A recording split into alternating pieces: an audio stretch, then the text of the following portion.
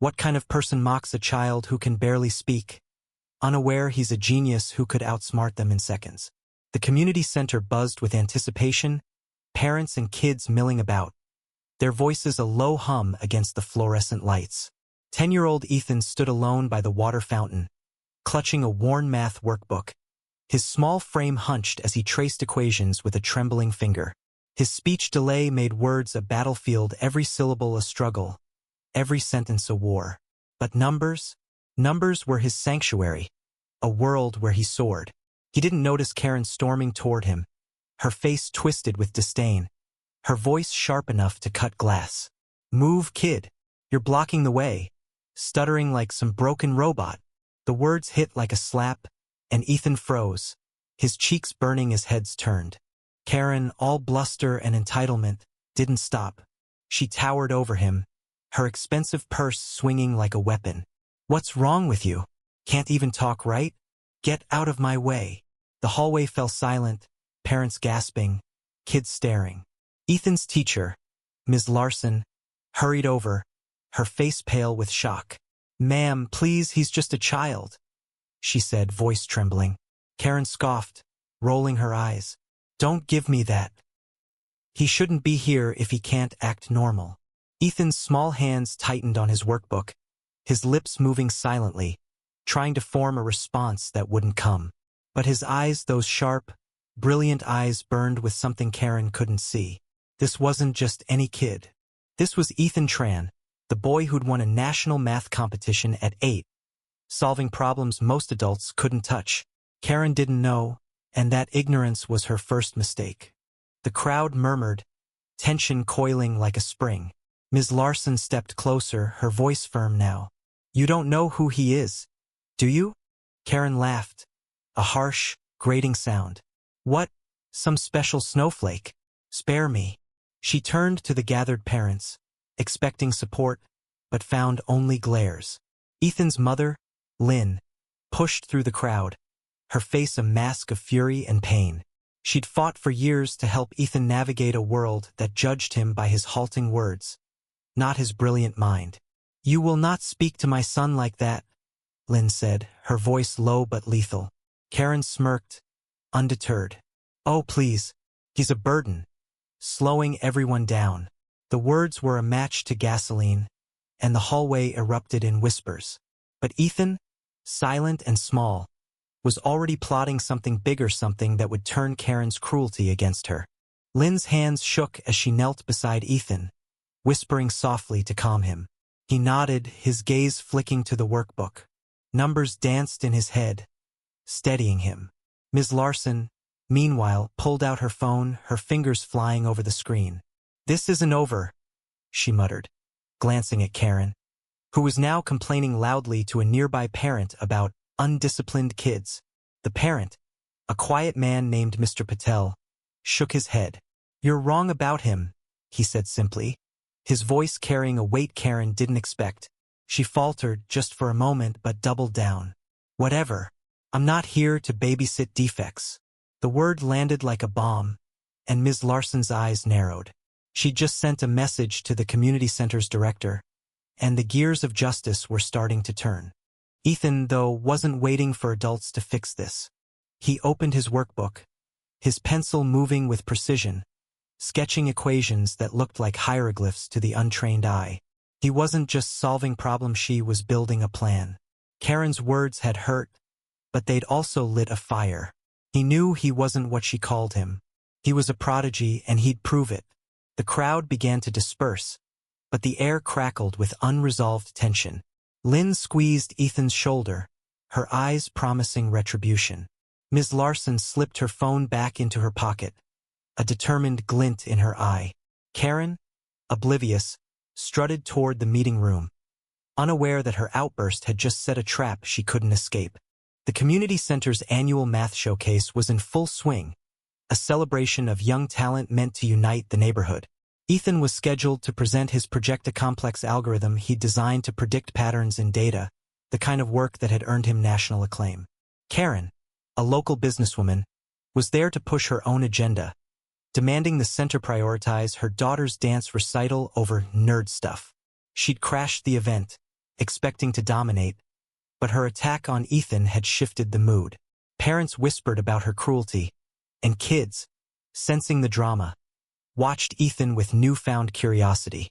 He didn't speak much, but his presence was magnetic, his quiet focus drawing eyes like a beacon. Ms. Larson approached the director, Mr. Hayes, a no-nonsense man with a passion for fairness. "We need to address this," she said, recounting Karen's outburst. Mr. Hayes frowned, his jaw tight. "She's crossed a line. We have a zero-tolerance policy for harassment."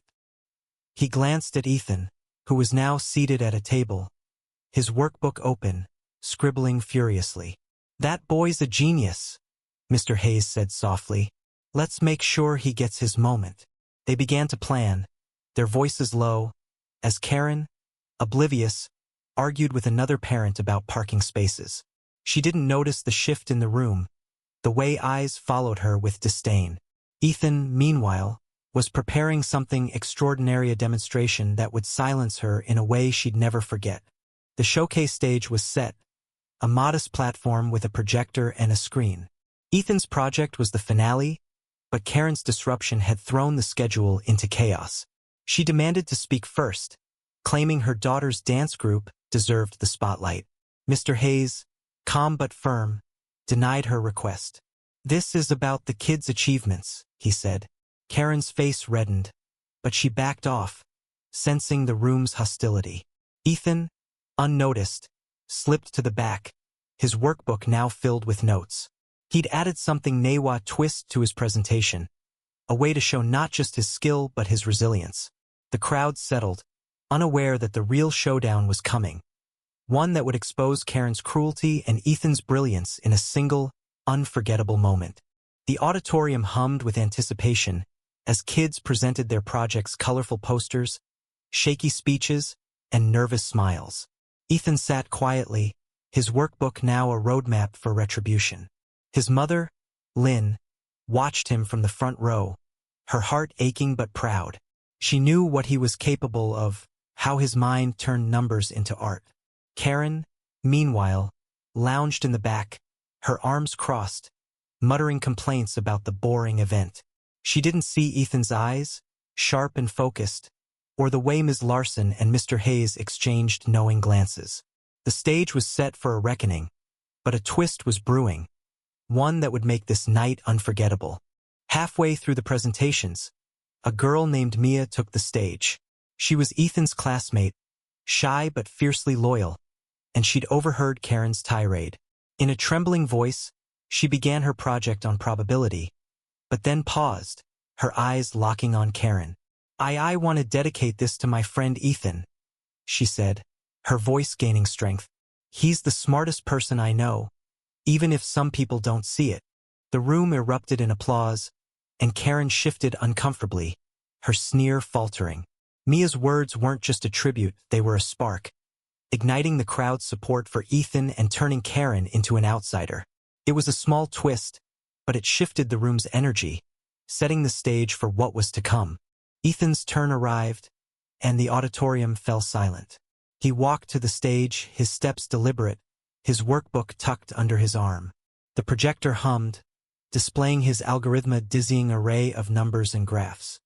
He took a deep breath, his voice halting but clear. "My project is about patterns," he began, each word a victory over his speech delay. The crowd leaned forward, hanging on his every syllable. He explained his algorithm, how it could predict trends in data, from weather to stocks. His words were slow, but his confidence grew, fueled by the faces in the crowd. Lina's proud smile, Ms. Larson's encouraging nod, Mia's quiet cheer. Karen, though, scoffed loudly, her voice cutting through the silence. "This is ridiculous. He can barely talk. Why's he up there?" The room froze, the air thick with outrage. Mr. Hayes stood, his voice calm but commanding. "Ma'am, you will not disrupt this presentation." Karen opened her mouth to argue, but the crowd's glares silenced her. Ethan, undeterred, continued, his voice steadier now. He clicked to a new slide, one he'd prepared just hours ago. It was a live demonstration, a challenge. I can solve any math problem you give me," he said, looking directly at Karen. The crowd gasped, sensing the gauntlet thrown. Ms. Larson stepped forward, holding a list of problems from a national competition. "Let's test that," she said, her smile sharp. She read out a complex equation, one designed for high schoolers. Ethan's pencil flew across his notepad, his lips moving silently as he worked. In under a minute, he projected the answer correct, down to the last decimal. The crowd erupted, applause thundering through the room. Karen's face paled, her confidence crumbling. But Ethan wasn't done. He turned to her, his voice soft but piercing. "Why, you called me a burden. But I'm not. I'm good at this." The words, simple and raw, hit harder than any insult. Lynn wiped away tears, and Mia clapped wildly. Karen stammered, trying to recover. "This doesn't prove anything," she snapped, but her voice wavered. The crowd wasn't listening. They were with Ethan, their cheers drowning her out. Mr. Hayes approached Karen, his expression stern. "We need to talk about your behavior," he said, gesturing to the exit. Karen's bravado cracked, her eyes darting as she realized she was alone. The confrontation escalated as Mr. Hayes led Karen to a side room, the crowd's murmurs following them. Inside, he laid out the consequences. "Your actions violated our code of conduct," he said, handing her a formal letter.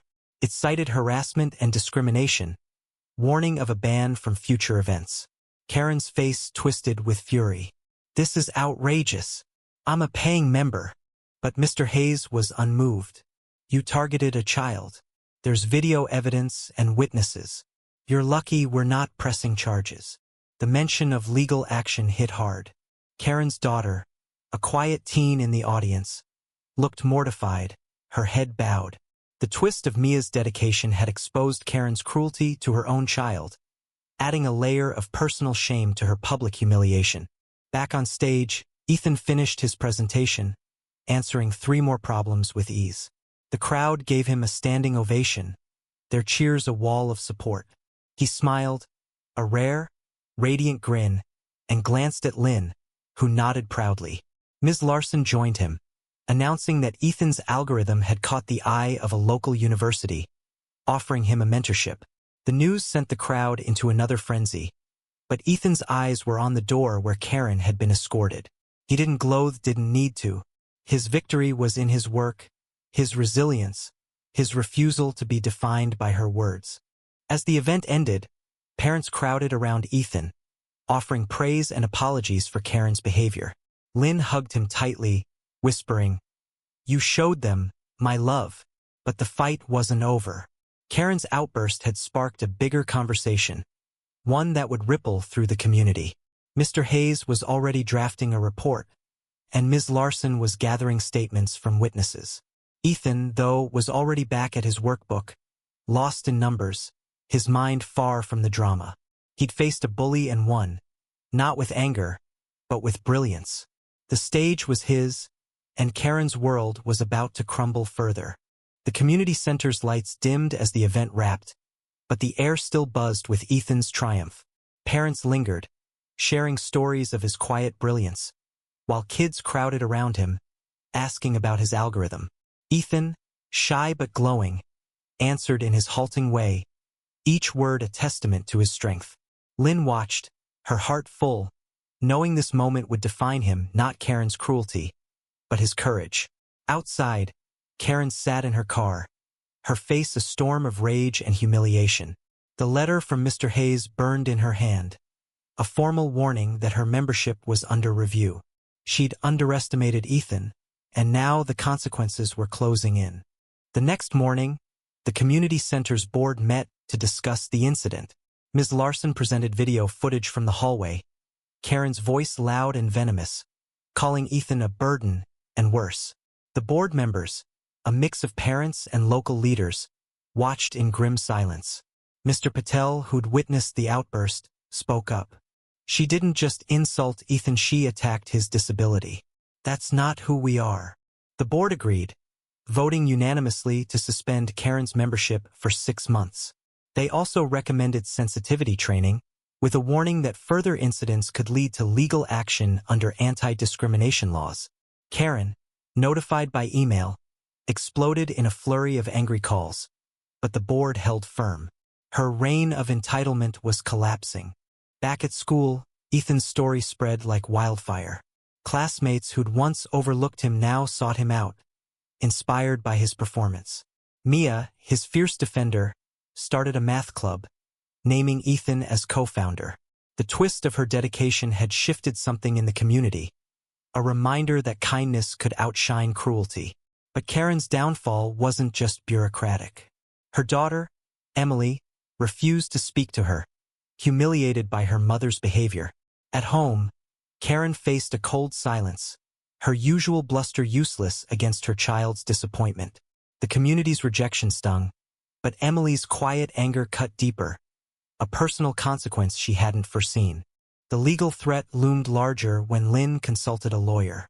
Karen's words, recorded and witnessed, could support a case for harassment and emotional distress, especially given Ethan's protected status under disability laws. The lawyer drafted a cease and desist letter, demanding a public apology and a donation to a disability advocacy group. Karen, cornered, agreed to the donation but balked at the apology, her pride a crumbling fortress. The community center posted a statement online, praising Ethan's brilliance and condemning discrimination, without naming Karen. The post went viral, shared by parents and local news, amplifying her shame. She'd wanted attention, but not like this. Ethan, meanwhile, thrived.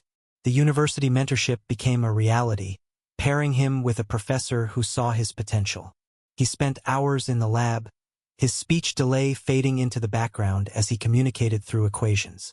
His algorithm was entered into a national science fair, earning him a scholarship offer. At school, he became a quiet hero, his story inspiring others to look beyond appearances. Ms. Larson, proud but reflective, started a workshop on inclusivity, using Ethan's experience as a case study. The community rallied, raising funds for resources to support kids like him, turning a moment of cruelty into a movement for change. Karen's world continued to unravel. Her business, a local boutique, took a hit as word of her behavior spread. Customers boycotted, leaving reviews that cited her actions at the center.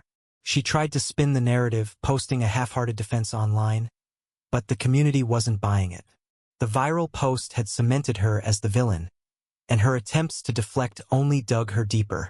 Emily, still distant, joined the math club, finding solace in the community her mother had alienated. Karen's empire of influence, built on bluster, was gone, replaced by a quiet reckoning that left her isolated. Months later, Ethan stood on another stage, accepting an award at the science fair. His speech was short, his words careful but clear. "And numbers don't judge," he said, smiling at Lynn in the audience. "They just are." The crowd roared, their applause a celebration of his resilience. He didn't mention Karen. Her name was irrelevant now. She was a footnote, a lesson in what happens when cruelty meets brilliance. Ethan's victory wasn't just personal.